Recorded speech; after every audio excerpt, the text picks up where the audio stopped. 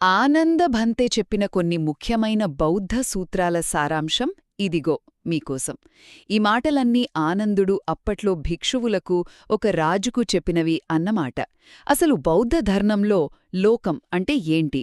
బుద్ధుడి శక్తి ఎలాంటిది? మరి మనం చేసే మంచి చెడు పనులు కర్మలు ఎలా ఉంటాయి? ఇలాంటి కీలక విషయాలు ఈ సంభాషణల్లో మనకు బాగా అర్థమవుతాయి. మొదటిది లోకం గురించి. బౌద్ధంలో లోకమంటే మనం తిరిగి చూసొచ్చే భూప్రపంచం కాదట. మనకున్న 6 ఇంద్రియాలు అంటే కన్ను, చెవి, ముక్కు, నాలుక, శరీరం, మనస్సు. ఇంకా వాటి ద్వారా మనం గ్రహించే విషయాలే రూపం, శబ్దం, వాసన, రుచి, స్పర్శ, ఆలోచనలు అసలైన లోకం అని ఆర్యవినయం చెప్తుంది. వాటిమీద మనకున్న కోరిక, ఆ ఆశ, తృష్ణ వదిలేయటమే లోకానికి అంతం అంటే దుఃఖం పోవడం.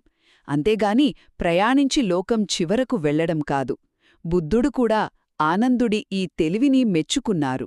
ఇక రెండవది తథాగతుడు అంటే బుద్ధుడి శక్తి గురించి. అదెంతో తెలుసా?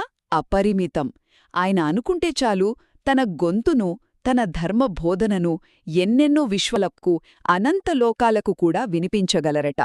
జీవులు వినడానికి సిద్ధంగా ఉంటే బుద్ధుడు తన వెలుగుతో, తన మాటతో వాళ్లని చేరుకుంటారు. ఇది ఆయనకున్న అసాధారణ శక్తి. చివరిగా మన కర్మలు అంటే మనం చేసే పనులు, మాటలు. వీటికి ఖచ్చితమైన ఫలితాలు ఉంటాయని ఆనందుడు చెప్తున్నారు. చెడ్డ పనులు, అకుశల కర్మలు మనకి, ఇతరులకి బాధ కలిగిస్తాయి. అదే మంచి పనులు, కుశల కర్మలు సుఖాన్నిస్తాయి. బుద్ధభగవానుడు ఎప్పుడూ నిందించదగిన చెడ్డ పనులు చెయ్యలేదని, ఆయన ఎప్పుడూ మంచి పనులే చేశారని ఆనందుడు రాజుకు స్పష్టం చేశారు. చూశారు కదా, మొత్తంగా ఆనందుడి ఈ వివరణలతో ఇంద్రియాలే లోకం అని తెలుసుకోవడం, బుద్ధుడి గొప్పతనం ఇంకా మంచి నడవడిక ఎంత ముఖ్యమో స్పష్టమవుతోంది.